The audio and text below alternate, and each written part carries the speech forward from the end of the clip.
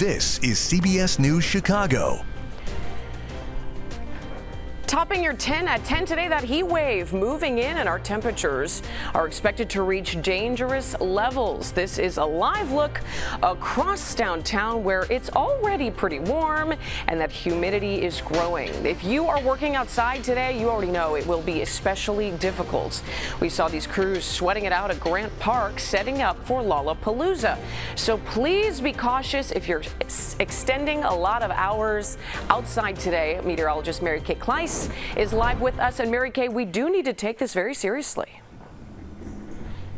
We certainly do, because this is a prolonged period of time, Marie. It's today, tonight, tomorrow, all that extreme heat, that stifling air mass parked overhead. And both afternoons, we will peak the feels-like temperature between 100 and 110 degrees. So forecast highs today will not be cooler by the lake. You actually have to jump in to get relief. 72 is the water temperature, but North Shore beaches probably mid-90s for daytime highs. So peaking the heat here with weather alerts active today and tomorrow. Tomorrow could even be a touch warmer than today. This huge heat dome is a stifling hot air mass that's going to park across the eastern half of the country. So many cities will have this incredible heat. It will feel like 100 degrees today in the Loop, and tomorrow, as I mentioned, a little warmer than that, 102. So do keep that in mind, that tomorrow could be a couple of degrees hotter. So 2 days of this heat. Notice how we drop in the temperatures on Friday. As we drop, we ramp up the rain chance to 70% on Friday. Reason for that, cold front meets this heat, but it never pulls through. It kind of wavers in place, turns stationary, doesn't do much to pull in cool air, but what it does do is activate passing showers and storms. Those may lead into the first half of your weekend. On Saturday, a 50% chance, but then everything kind of fizzles out with the front, and we're hot on the other side. Look at Monday and Tuesday. Gosh, we're still hot for us. Monday, the heat index back to 100. That's super hot, Marie. Ooh, thank you, Mary Kay. Now to breaking news out of Chicago's South Side, where a 2-year-old girl was taken this morning. Police say she was abducted from a home in the Grand Boulevard neighborhood by 3 people who were armed. Our Darius Johnson is live from that scene for us with the latest. Good morning, Darius.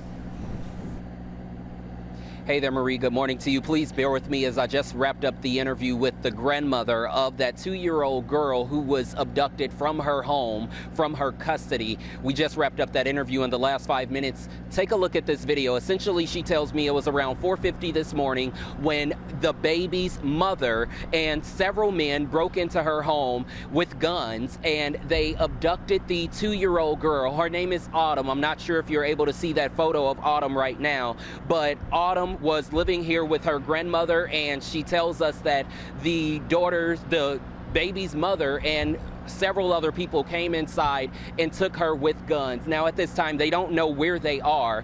They took the gray Nissan, which belonged to this grandmother. They stole some other documents. They stole some other belongings as well.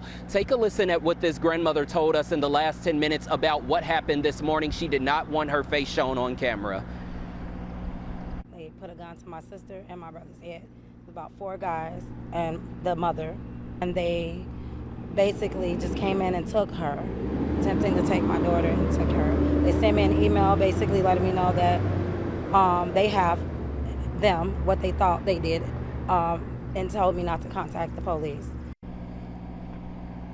I know some of that may be a little confusing. Obviously, she is going through a lot. She basically told us that she had her daughter inside that home as well, along with her granddaughter. They tried to take the 2 of them, but only left with the granddaughter, who is now possibly with her mother. So at this point, that's who police are searching for. They're searching for the mother of this child. They are searching for the other people who were involved. They're searching for that gray Nissan. Again, it's 2-year-old Autumn Shelley. That's who they are looking for at this time. Again, you can still see an active police presence here right now. Police are still working to speak with people. So of course, we're going to continue to work the scene here, try to flush out some details a little bit further, and bring you all another live update at 11 o'clock. But as for now, police are frantically searching for 2-year-old Autumn Autumn Shelley. That's the latest here in Grand Boulevard. I'm Darius Johnson, CBS News Chicago. Darius, thank you for your reporting. We will see you at 11. Security at UIC and UI Health on heightened alert this morning after a former employee reportedly shot 2 people. It started with a series of events unfolding this week. Police tell us they arrested Glenn Rhymes for threatening someone with a gun at the hospital. He is an Aramark food service worker with UI Health. Rhymes was charged for having a gun at the hospital on Monday, then released. Well, fast forward to yesterday when police say Rhymes shot 2 people near Laverne and Washington. One of those victims was an Aramark coworker. Police say Rhymes then went on social media. He was live and he claimed he shot 2 people and was mad at police. If you know where he is, you are asked to call 911. The southbound tri-state ramp to the Eisenhower is closed. State police are investigating this semi-truck rollover that happened around 4 this morning. We are told the driver did not survive. In East Chicago, Indiana, investigators say officers shot a man while responding to a shots fired call. This is the scene at 150th and Melville. We are told officers arrived on that scene and found someone been shot. Then another man opened fire on the officers, who then fired back. No word yet on the condition of that victim or the man who was shot by police. The Dirksen Federal Building is back open after a dramatic 9-hour standoff. You're looking at the moments it ended with a man who wielded a knife much of the day was wrestled to the ground. Investigators tell us the suspect walked into the building's lobby with a knife yesterday morning. A witness told us what unfolded the rest of the day. There was no sound. It was just a light, a flashing light, as if it, kind of like a fire alarm, but no sounds. So how did you know something was up? It was a speaker on the intercom saying, "There's a situation in the lobby. Do not leave the room you're in." We saw FBI agents smash their way into this car that was parked outside of the building, and they started searching it. It's unclear if or how that vehicle is connected to this situation. Once in custody, the suspect was taken to the hospital with a wound to his neck. Mayor Brandon Johnson has had enough of smoking on CTA trains. He signed an executive order to enforce the smoking ban and stop rule breakers. Punishment includes banning frequent violators from riding the CTA. Last year, 6,400 tickets were issued for smoking on trains. With ridership continuing to rise year over year, the mayor says people shouldn't be subjected to smokers. We finally get people to get back on our public transportation system, and then they can't have a pleasant ride because someone wants to smoke. It's unconscionable, it's unthinkable, and I've had enough of this.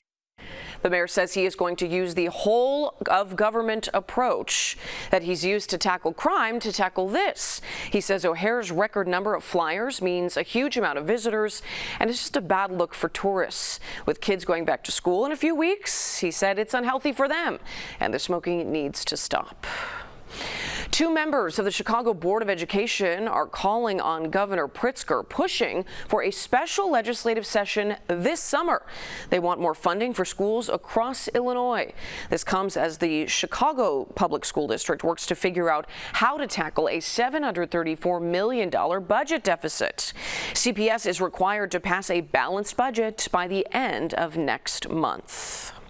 House Speaker Mike Johnson is sending lawmakers home early for summer recess. This comes amid bipartisan pushes to force a vote on releasing more files on Jeffrey Epstein. It would behoove the Speaker to bring this to the floor. Just vote this out, give it to the Senate, and let them do their thing. Johnson told reporters he refuses to participate in Democrats' political games. The Justice Department plans to interview Epstein's co-conspirator, Ghislaine Maxwell. She is currently serving 20 years in prison for conspiring to sexually abuse minors. President Donald Trump says he was not aware of that plan, but he thought the outreach was, quote, appropriate. Brian Kohberger is in court as we speak. The 30-year-old former PhD student of criminology confirmed his guilty plea to the judge this morning.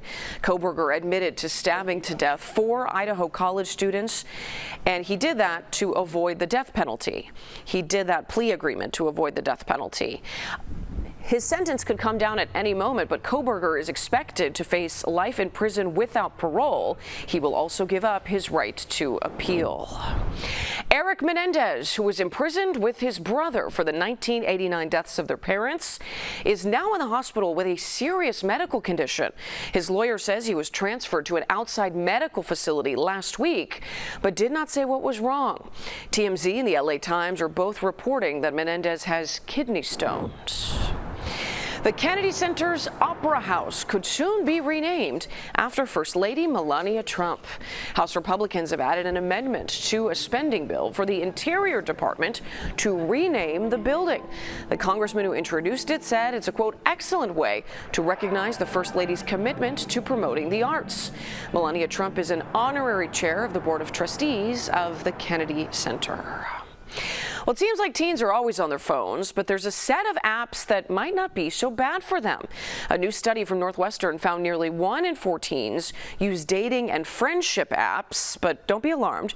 Researchers say these may provide teens with some valuable social connections.